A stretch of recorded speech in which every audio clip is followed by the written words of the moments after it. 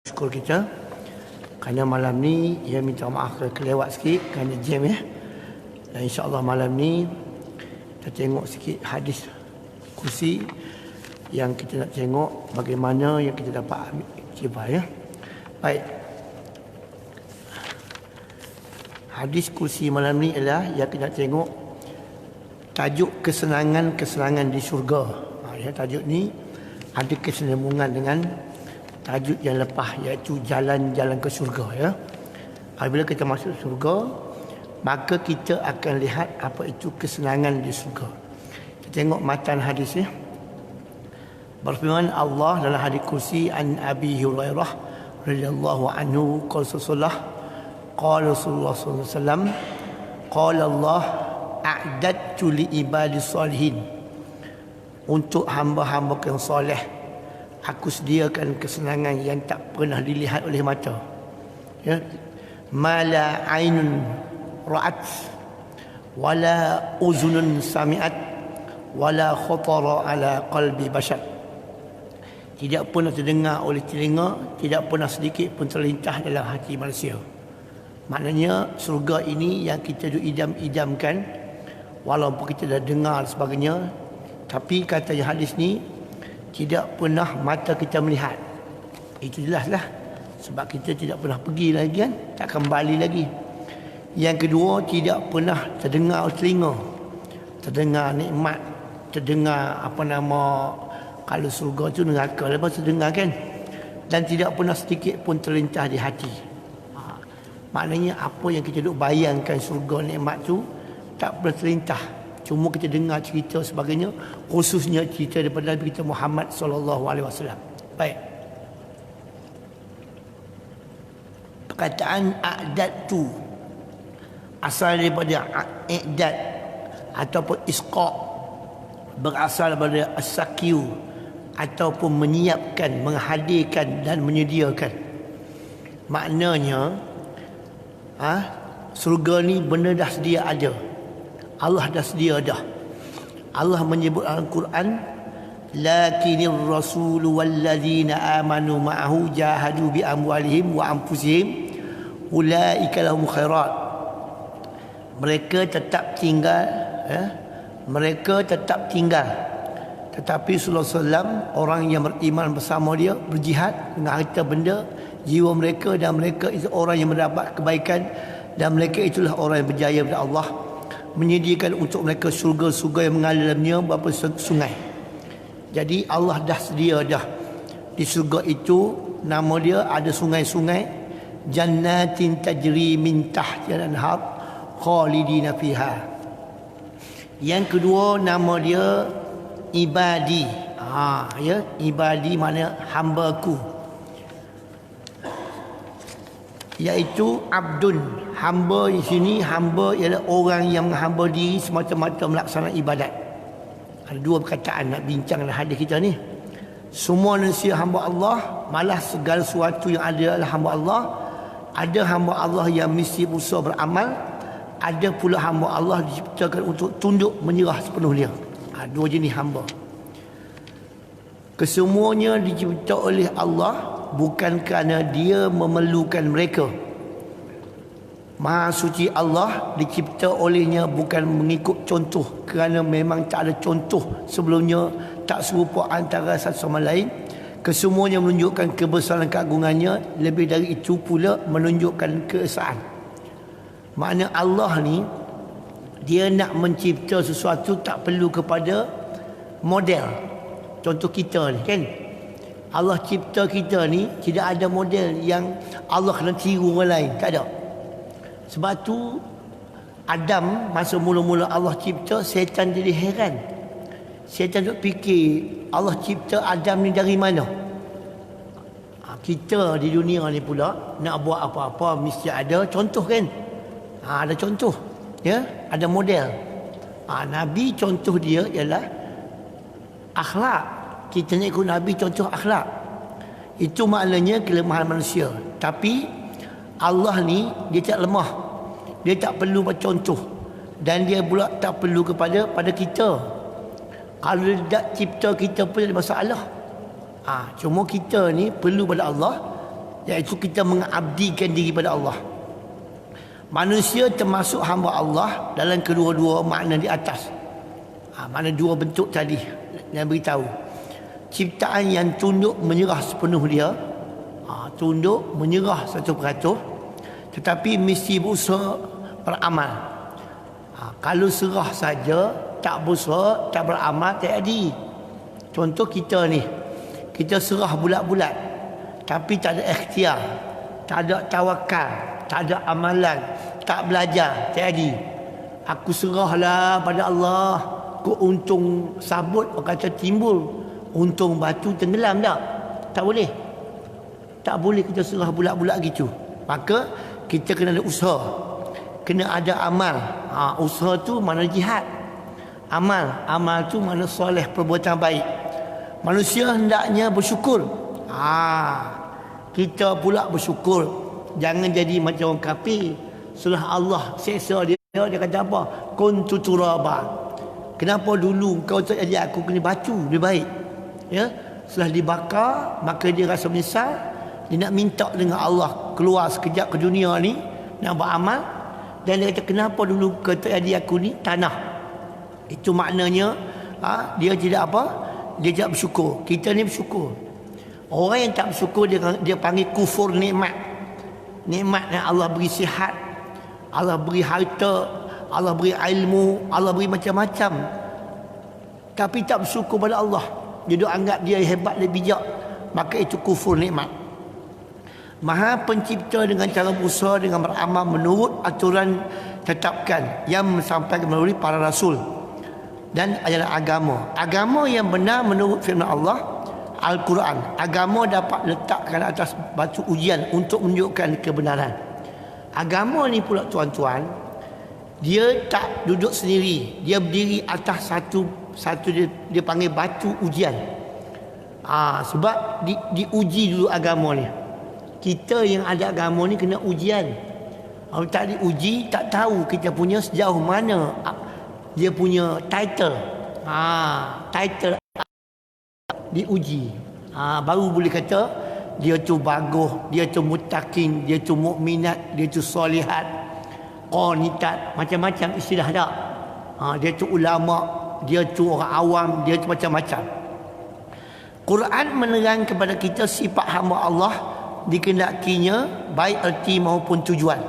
Ayat Quran yang antara lain sebut illa ibadallahil mukhlisin, kecuali orang abid kita ni buat kerja amal soleh dengan ikhlas. Ulaika lahum rizqum ma'lum, dan orang macam ni Allah beri limpah kurnia yang termaklum. Makna Allah beri kurnia tapi Allah limpahkan pula. Baik, kita tengok sikit ayat. Wallazina jtanabut taghut, dan orang-orang menjauhi diri dari menyembah atau memuja taghut. Taghut ni ialah taghut ni mana setan pun taghut juga. Apa nama itu, Fir'aun pun taghut juga. Sifat-sifat tara melampau pun taghut juga. Serta mereka rujuk kembali taat bulat-bulat pada Allah, mereka akan beroleh berita yang mengembirakan. Maknanya sebelum tu dia taghut, tapi lepas tu dia berubah, dia serah pada Allah, dan orang macam ni akan dapat berita yang mengembirakan. Seterusnya lihat ayat tafsir Al-Quran surah Al-Furqan hingga akhir surah. Mengenai perkataan soleh adalah dari perkataan as-salihin. Maksudnya hadis kita ni tuan-tuan, 3 perkara kalimah. Pertama ibadi, yang ketiga soleh. Bagaimana soleh? Solah artinya baik, lawan dia tak baik atau kebaikan. Allah mencipta hamba dia ada dalam keadaan yang baik, berkeadaan patut untuk menjadi baik. Ini berarti bahawa ciptaan patut untuk perkara baik dapat menjadi baik setelah mengalami proses. Ciptaan yang baik dia lalui satu proses sabak musabak, melalui petunjuk, nama dia hudal lil muttaqin, melalui nasihat, melalui pelajaran, melalui pendidikan, latihan, pembinaan, pembentukan rohani jasmani, baru jadi baik. Walaupun dia tu asal baik, tuan-tuan ya, ada orang baik tapi tak soleh. Ramai orang kafir lagi baik, kan? Tapi dia tak soleh. Sebab apa? Dia tak ada iman. Penggerak soleh tak ada. Kita ni baik, tapi ada soleh, ada amal, ada iman. Nak gerak amal tu. Kerana manusia tak mengetahui mereka tergolong dalam golongan yang mana. Kalau kita harap kebaik saja, ya, kita nak letak kita dalam golongan macam mana? Golongan bertakwa ke? Kan? Qanitin ke? Salihin ke? Itu tuan-tuan, ya? Maka diwajib agar mereka berusaha beramal sesuai dengan agama yang benar, iaitu agama Islam. Maka usaha tu dia panggil apa? Liyabluwakum ayyukum ahsanu amala. Nak tengok kamu ni mana baik, kena ada usaha. Usaha itu jihad. Usaha bangun pagi, usaha bangun malam, usaha dengar, usaha duduk. Kena latih diri kita, kan? Cuba tengok orang-orang yang berjaya, kan? Dia usaha dengar juga. Dia layan, dia lawan nafsu dia. Dan wajib melatih diri dalam ibadat. Nanti kata zikir. Ala bi zikrillah tatma'innul qulub. Banyak ingat Allah. Berusaha terus menerus meningkat diri. Ada peningkatan diri tu. Boleh urus diri, boleh bawa sendiri, dan boleh bawa orang lain pula. Bukan sekat bawa diri sendiri, ya. Boleh bawa orang lain, boleh bagi tazkirah, boleh bagi nasihat, boleh macam-macam. Kenapa, tuan? Sebab dia dah ada peningkatan. Orang tak ada peningkatan, kadang-kadang nak bawa diri dia pun tak boleh. Dia tak cas, tak ada bateri, tak boleh bawa. Nak pergi 40 km pun tak boleh. Bermacam-macam ragam serta bentuk nikmat kesenangan yang Allah beri. Agung, besar, mulia, bernilai tinggi. Malah lebih dari itu belum pernah dikenali oleh manusia. Artinya belum pernah dilihat oleh mata manusia di dunia, belum pernah dengar oleh telinga sifat-sifat sebenar di mana ini, belum pernah tergambar dalam hati dia, belum pernah terasa sempurna. Hakiki ialah hati setiap makhluk. Mana belum pernah dengar, belum pernah rasa, belum pernah duduk, ya, belum pernah. Walaupun dengar tapi tak pernah pergi lagi. Walaupun pernah orang beritahu tapi tak pernah rasa, tak pernah makan pun lagi. Kenapa? Nikmat syurga. Ni tuan-tuan, baru pergi bertajuk kita. Nikmat syurga. Wa in ta'udu nikmatallah la tuhsuha. Nikmat dunia ni pun kita tak terhitung. Sebenarnya tak dapat digambar atau dilukis dengan tepat. Bagaimana adanya sebab dia bersifat kekal abadi. Maksud kekal, maksud abadi, maksud nikmat ganda-ganda, kan? Bagaimana nak gambar tu? Kita dengar ustaz cerita, Nabi ceritalah hadis dia gini, kita pun dengar. Tapi sebab kita ni ada iman tinggi, kita yakin, kita percaya. Sebab itulah hadis kita ni, dia cerita bab nikmat surga. Dia tak cerita tentang azab neraka. Nabi datang, dia mula-mula tentang cerita Basyiran. Basyiran ni dia cerita bab kebaikan dulu. Baru Naziran, menakutkan. Dia cerita bab nikmat dulu Nabi ni. Kalau mu gini-gini, kalau mu gini-gini, mu sebut kalimah Allah, mu sembahyang, mu puasa, mu zakat. Maka Allah berfirman, wa basyiril ladzina amanu. Gembira para beriman, ya, wa bisalihat, wa baik pula, annalahum jannatin tajri min tahtil anhar. Surga itu ada sungai yang mengalir-ngalir, ya. Kullama rizqum laha min qalu hadzal ladzi min qabl. Ayat ni Baqarah, tuan-tuan. Baqarah muka surat depan, surat 2, ya. Wa utubihi mutasabiha wa lahum fiha azwajun mutahharah wa hum fiha khalidun. Tiap-tiap kali mereka diberi satu pemberian sejenis buah surga itu, mereka kata inilah yang diberi kepada kamu dulu. Dan mereka berkata, dia kata apa? Dia kata diberikan rezeki itu sama rupa yang tapi berlainan hakikat. Nama pisang, surga ada pisang, kan tuan-tuan? Surah Waqiah. Tapi nama serupa, hakikat tak sama. Surga ada air, Telaga Kausar. Air juga kita, kan? Nama sama, hakikat tak sama. Kenapa, tuan-tuan? Kita minum air ni di dunia ni berkali-kali, berapa botol dah. Tapi di surga minum sekali, hilang dahaganya sampai bila-bila. Kita di dunia ni sebab hakikatnya sementara. semua benda yang kita buat sementara. Ya, makan, minum, tidur kan. Nikmat dunia sementara. Tapi nikmat akhirat, syurga kekal. Apabila kekal, nikmatnya berlipat ganda. Kalau kita beramal, dia panggil fadilat, berlipat ganda, tuan-tuan. Imam Ibn Hajar pernah menyebut sababul wurud bagi hadis kursi ini menurut riwayat Muslim Tirmizi. Apa dia kata? Siapakah dari penduduk surga itu yang terbesar agung kedudukannya? Allah jawab, orang yang telah aku tanamkan kemuliaan dalam tangan, telah aku tetapkan baginya nikmat yang tak pernah dilihat di mata, tak pernah dia dengar telinga, dan tidak pernah terlintas di hati pun. Hati hak kita ada ni, kita duk khayal, duk angan-angan, duk fikir cakap mana agak hati kita ni. Kita niat nak makan, nak minum, nak tu, nak ni, nak tidur, cakap mana agak.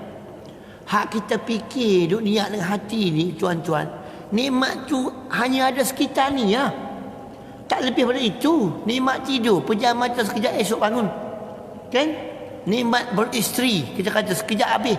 Kan? Habis tua habis. Kenapa tuan-tuan? Sebab itu sementara. Tapi nikmatlah hadis ni, hak kita baca yang kedua ni, jadi dengan sahabul wurud ini, hadis kursi di atas dapatlah kita tafsir. Sesungguhnya nikmat dari kesenangan surga itu telah disiapkan. Mana ada dah. Sekarang disiapkan, bersedia ada, ya. Disedia disimpan oleh Allah bagi hamba yang soleh, yang tidak diperlihat di mata, tak mendengar dengan telinga, dan tidak pernah terlintas di hati itu. Maka hadis lain pula daripada Ibnu Jarir, aku telah menyediakan untuk hamba-Ku yang beriman, beramal soleh, kesenangan yang tak pernah terlihat oleh mata, tak pernah didengar oleh telinga, tak pernah terlintas oleh hati. Semoga Allah masukkan kita dalam golongan ahli surga menurut kurnia kemurahannya oleh Allah Rabbul Alamin. Tuan-tuan, saya baca perhabis tajuk tu sebab saya nak pergi kepada tajuk kita ni dengan tajuk apa pandangan Islam tentang surga. Islam pandang surga macam mana? Ya, tengok ayat Quran surah An-Nisa. Wa man yuti'illah wa rasulah yudkhil jannatin tajri min tahtiha al-anhar khalidina fiha zalikal fawzul azim. Quran kata, ya, dan barang siapa taat pada Allah dan Rasul, nescaya Allah memasukkan surga, mengalir dalamnya sungai-sungai selama mereka kekal dalamnya, dan itulah kesenangan yang besar. Kesenangan yang besar ialah pertama kekal, yang kedua itu ada kemudahan-kemudahan. Menurut Islam, surga tempat yang merupakan satu anugerah kepada manusia yang telah melakukan ibadah mengikut perintah Allah, dan mereka letakkan di taman yang luas di mana mereka semua hidup dalam kesenangan dan kemewahan. Hakikat kesenangan dan kemewahan kita di dunia dengan surga pun tak sama. Cuma kita sebut mewah kan? Kita sebut senang kan? Sebab mewah di dunia ni dalam konteks berapa benda kita ada. Senang di dunia ni maksudnya kita tengok apa benda yang kita milik. Tapi di surga bukan gitu, tuan-tuan. Baik. Sungai di surga adalah suatu yang pasti terus mengalir dan tak pernah berhenti. Sungai dunia ni, tuan-tuan, ada berhenti, ada berhenti. Dan terletak di bawah huruf nama dia satu mahligai. Istana-istana dan taman-taman penghuni surga. Sungai-sungai tersebut berupa sungai madu. Ada sungai khamar, sungai arak. Kenapa, tuan-tuan? Bagi orang yang tak pernah minum arak di dunia, arak di akhirat dihalalkan, diberi peluang minum, tak dimabukkan walaupun nama arak. Itu tuan-tuan ya, istimewanya. Yang tidak memabukkan, sungai susu, sungai air jernih yang tak pernah berubah rasa. Sungai kita ni tuan-tuan habis dah. Kenapa? Dah masuk benda-benda macam-macam dalam sungai. Habis rasa berubah kan? Zaman dulu dan sekarang beza. Kemudian mengalir turun ke bawah menuju ke semua tingkat surga-surga tersebut, sebagaimana hadis yang bermaksud sesungguhnya Firdaus, alladzina yarisunal Firdaus, nama surga Firdaus, tempat terbaik tertinggi derajat. Antara surga yang paling tinggi bagi orang soleh, alladzina yarisunal Firdaus hum fiha khalidun, iaitu atas Firdaus terdapat aras Allah, tempat Allah bersemayam, dan dari situ mengalirlah sungai-sungai surga. Tuan-tuan ya, itu gambaran. Mata air sungai ada yang bernama salsabila. Tuan-tuan ya, yang akan diberikan kepada orang yang mendekat kepada Allah, muqarrabin, orang yang takarrub dengan Allah. Wa iza salaka ibadi anni qarib, Allah kata aku dekat denganmu bila sepertiga malam. Orang yang bangun malam dekat dengan Allah. Sedang para abrar, orang yang membuat kebaikan, hasanah, orang buat kebaikan, orang soleh, orang yang pas sabiqul khairat, fa'tabiru ya ulil abrar, ya ulil absar. Orang macam ni apa dia kata? Allah memberi mereka air yang diberi campuran kafur, air dingin yang baunya wangi, zanzabil, air halia segar dan wangi. Itu semuanya ada disebut di dunia, tetapi hakikatnya tuan-tuan tak sama di surga. Innal abrar yasrabuna min ka'sin kana mizajuha kafura. Surah Al-Insan ni ya, ainan yashrabu biha ibadullah yufajjirunaha tafjira. Sesungguhnya orang-orang membuat kebajikan minum dari gelas berisi air yang campuran air kafur. Mata air dan surga di depannya hamba-hamba Allah minum, yang mereka dapat mengalirkan dengan sebaik-baiknya. Ini surah Al-Insan tuan-tuan. Mahligai dan istana. Ada kita dapat mahligai, dia dapat istana, dapat banglo kan. Ya tuan-tuan ya. Mahligai di istana surga dibuat daripada emas dan mutiara. Kenapa emas mutiara? Ini idaman manusia. Manusia idaman emas, idaman mutiara, terbaik disediakan untuk hamba-hamba dia beriman. Nabi bersabda, sesungguhnya orang beriman disediakan surga di istana di mutiara yang berongga-rongga, ada bilik, ada pintu, panjangnya adalah 60 kilometer persegi. Lah ada ya, 60 kilometer persegi. Di dalamnya terdapat pelayan-pelayan. Tuan-tuan, bangunan di surga pula apa? Bangunan diperbuat daripada batu emas dan perak. Adonannya mewangi kasturi dan harum. Batu diperbuat daripada mutiara. Lu'lu' ni, lu'lu' wa marjan. Ada di surah Waqiah ni, lu'lu' marjan. Dan tanah dibuat berza'faran. Nabi kita menjanjikan siapa yang solat sunat 12 rakaat sehari semalam, maka Allah akan membangun sebuah rumah untuk surga. Ada janji. 12 ba'diyah tuan-tuan. Qabliyah, ba'diyah kan? Subuh ada qabliyah, zuhur qabliyah, ba'diyah kan? Maghrib ada ba'diyah, isyak. Dan ini dijanjikan bangunan-bangunan hak disebut tadi. Pintu-pintu pula tuan-tuan. Dalam surga dapat 8 pintu. Awal-awal dia beritahu. Di antaranya hak kita biasa dengar iaitu pintu Rayyan. Biasa dengar kan? Kenapa? Rayyan ni bagi orang yang berpuasa, dan dikhusus bagi orang yang berpuasa. Nama pintu. Seorang wanita yang rajin solat waktu dan berpuasa, lalu meninggal dunia manakala suaminya meredai dia. Dia tak ada masalah dengan suami. Suami redha belaka tuan-tuan, maka ia akan diberi kebebasan untuk masuk pilih di pintu-pintu mana. Kalaulah perempuan dengar hal ni tuan-tuan, tidak ada timbul masalah dalam kehidupan kita ni. Ada juga yang dengar tapi buat dengar gitu lah tuan-tuan.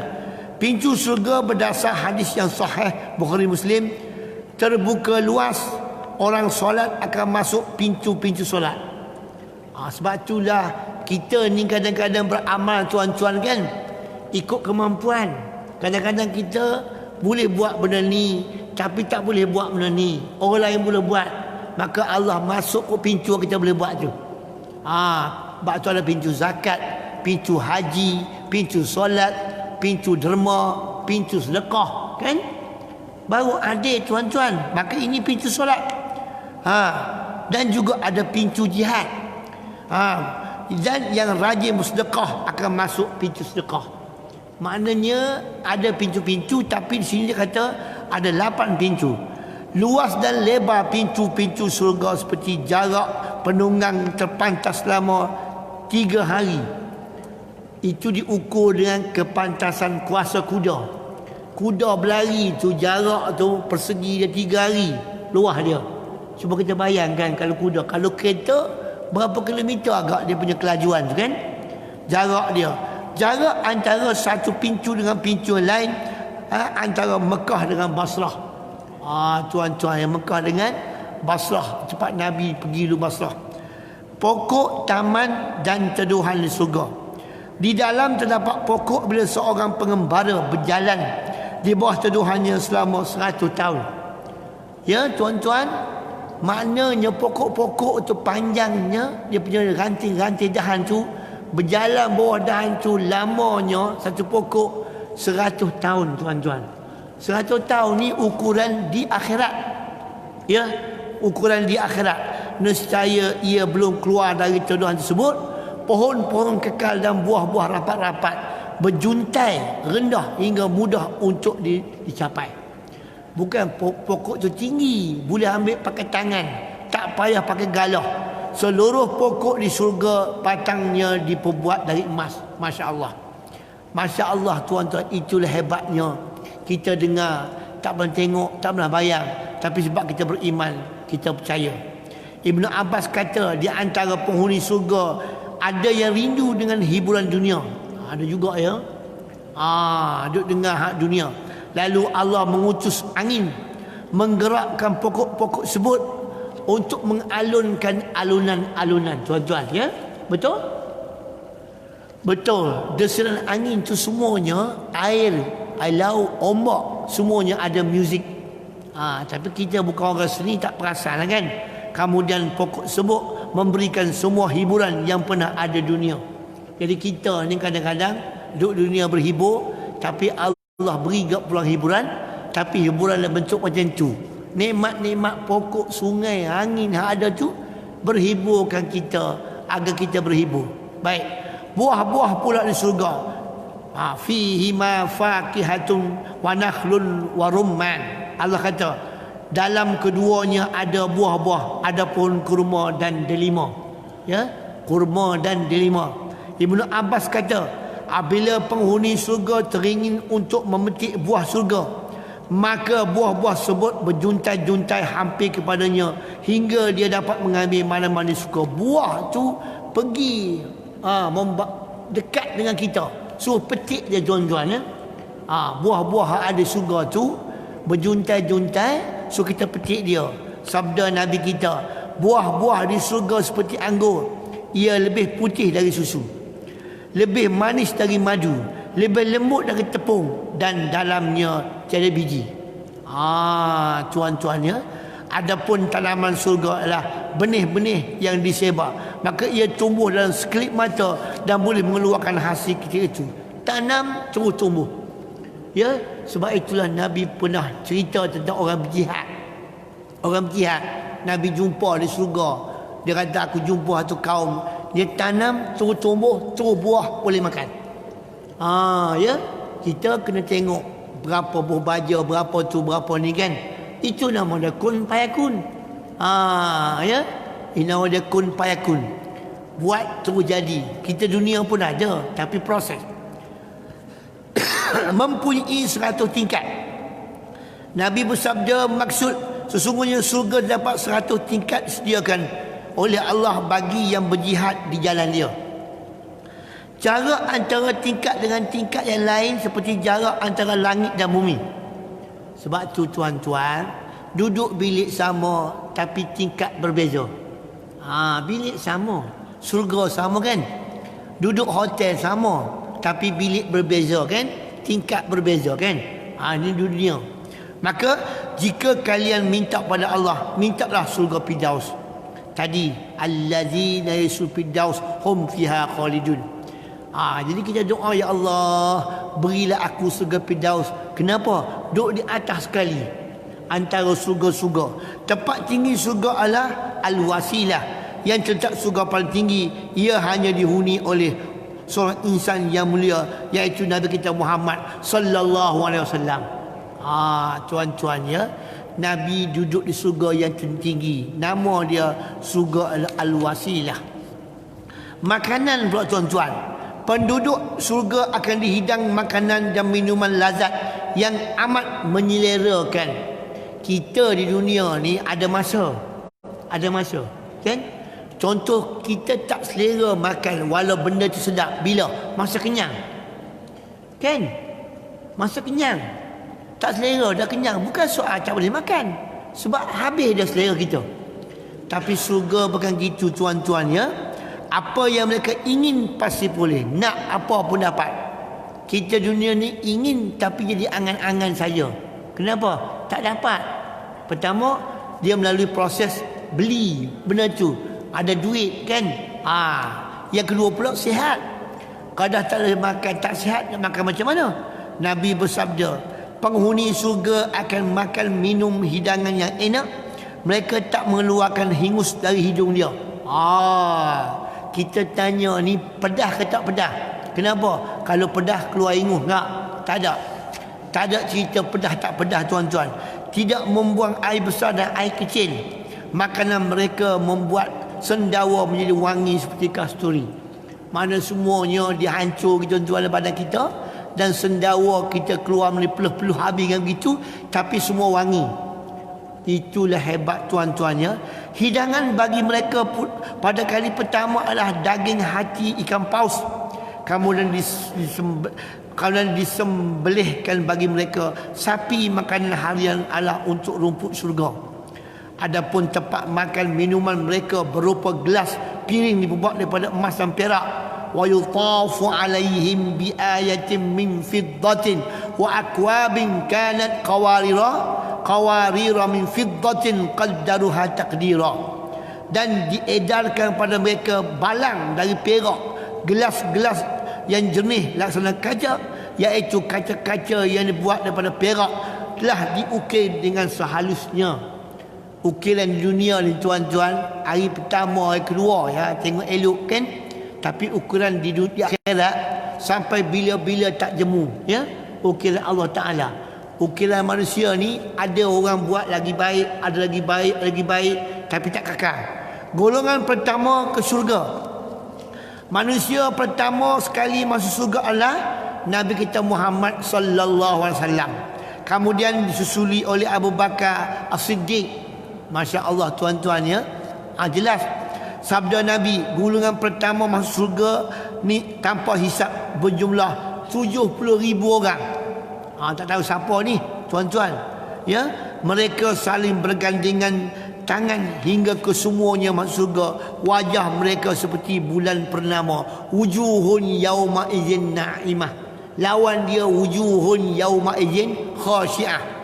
Dalam riwayat lain disebut bahawa mereka adalah orang yang tak meru'yah, jampi dan berunsur syirik, dan tidak meminta diru'yah, dijampi, tidak melakukan tahayyur, dan hanya bertawakal pada Allah. Golongan ni orang tidak menggunakan jampi serapah. Kenapa? Sebab jampi serapah itu syirik. Maknanya 70,000 tadi orang terlepas daripada penyakit syirik. La ilaha illallah wahdahu la syarikalah lahul mulk walahul hamdu yuhyi wa yumit wa huwa ala kulli syai'in qadir. Nabi bersabda, adapun 3 orang yang pertama sekali untuk masuk surga adalah orang syuhada, seorang hamba yang tak disibuk oleh dunia dan taat kepada Rabb, dan orang fakir yang menanggung tanggungan namun ia menahan diri dari meminta-minta. Dia fakir, fuqara miskin, dia boleh menanggung nak holor tangan minta dengan orang. Itu juga tuan-tuan ya. Walaupun orang boleh bagi kat dia, itu yang paling penting. Anda ingat isyak ke? Sila. Mana kita punya Bilal? Kok isyak?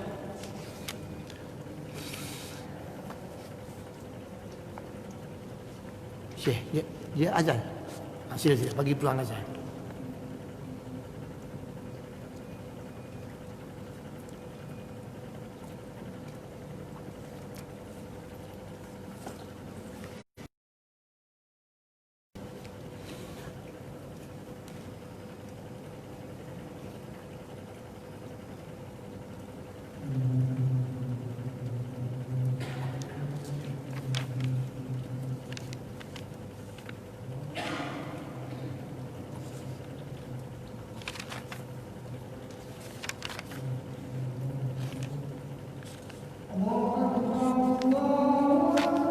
Allahu akbar, Allahu akbar.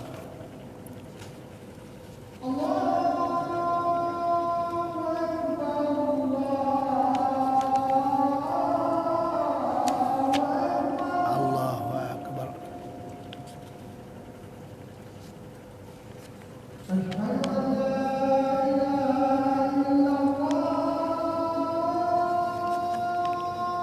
Asyhadu an la ilaha illallah.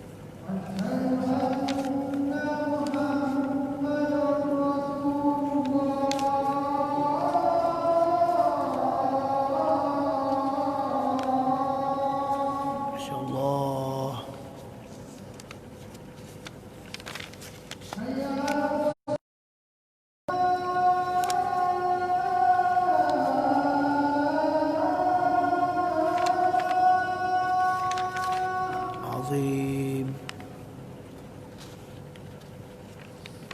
Azim.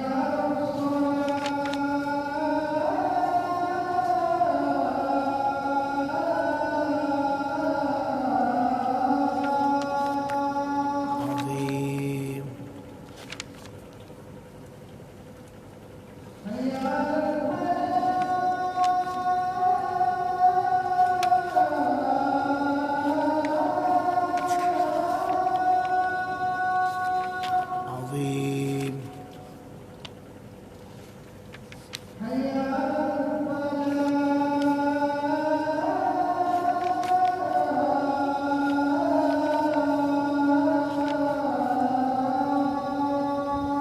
Azim.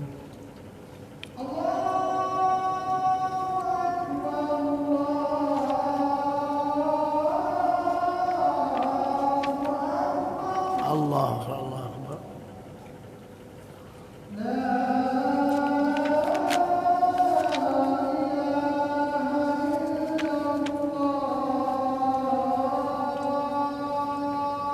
La ilaha illallah wa basa innaka la. Alhamdulillah. Nama-nama di surga ada 8 tuan-tuan. Satu yang paling atas surga Firdaus. Yang kedua Jannatu Adnin, surga Adn. Yang ketiga Jannatu Naim. Yang keempat Al-Ma'wa. Yang kelima Darussalam. Yang keenam Muaqamah, Darul Muaqamah. Yang ketujuh Maqamul Amin. Akhir sekali Khuldi. Itulah 8 surga tuan-tuan ya. Jadi surga ni duduk di mana? Surga di langit yang ketujuh. Nabi naik last kan? Cerita ni ada bukan Isra' Mi'raj Nabi kita. Langit yang ketujuh. Itu kedudukan surga. Jadi dalam kedudukan surga yang ke-8 tuan-tuan, tadi cerita dia ada 8 pintu untuk masuk surga tadi. Hadza zikrun wa innal muttaqina lahusna ma'ab. Ini adalah kehormatan bagi mereka, sungguhnya bagi orang benar-benar bertakwa tempat kembali baik, iaitu surga Aden, pintu-pintu terbuka bagi mereka. Itu pintu-pintu pula tuan-tuan.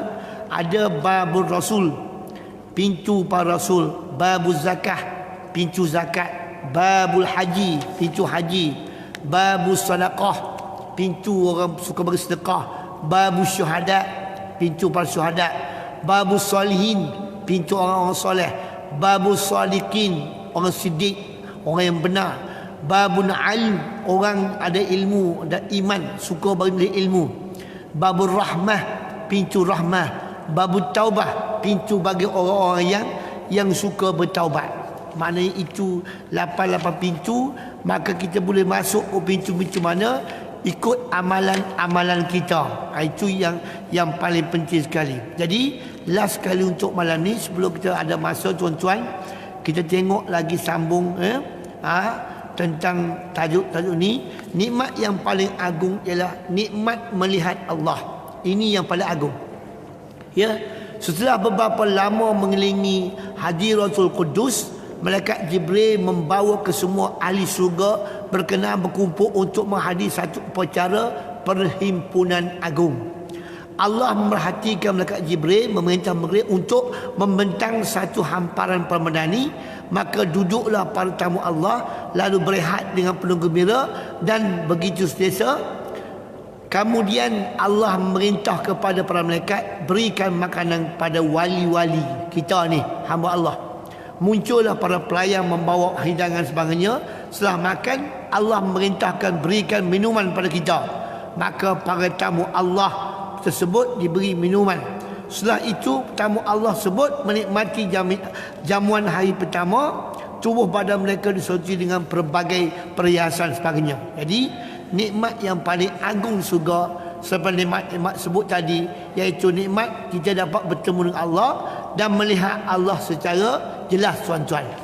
Ya, dan Nabi kita pun suara itu bukan suara kalam, perkataan Allah sendiri yang pertama kali terdengar oleh sekalian ahli surga. Akulah Tuhanmu yang menepati apa yang aku janji kepadamu, dan kali ini kamu boleh meminta, nescaya aku akan berikan semua permintaan. Itulah tuan-tuan ya. Jadi cukuplah untuk malam ni ya, kita berbagai nikmat, tetapi nikmat yang paling agung sebagai pengenalan hadis kita insya-Allah untuk minggu-minggu datang. Saya akan sambung balik tuan-tuan ya, atas tajuk hadis yang Nabi kata ya, kita masuk surga nanti, yang kita nak pergi ni tak pernah kita lihat dengan mata nikmat dia, tak pernah kita dengar dengan telinga, tak pernah terlintas di hati betapa hebatnya nikmat dia. Tapi kesimpulannya, nikmat kita boleh memandang Allah Subhanahu Wa Taala, itu yang paling hebat. Jadi kesimpulannya, saya mengucapkan semua terima kasih pada saudara jemaah. Moga-moga sedikit sebanyak hadis-hadis ni sebagai pengulangan kita, bahawa kita pernah dengar kan, insya-Allah tuan-tuan ya. Wabillahi taufik wal hidayah. Wassalamualaikum. Sekian terima kasih. Wallahu alam. Astagfirullahalazim. Sekian terima kasih. Silakan.